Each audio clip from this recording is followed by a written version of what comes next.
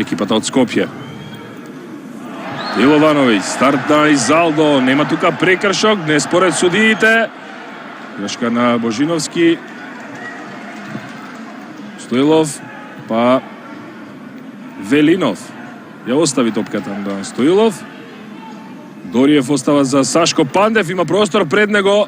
Лево Атанасковски бие Сашко Пандев и каков погодок на капитенот на Академија Пандев. Само 10 минути му беа потребни на Сашко Пандев за да му донесе водство на неговиот тим од 1:0. Прекрасна реализација. Еден удар кој што ќе го памети долго носителот на капитенската лента на екипата од Струмица.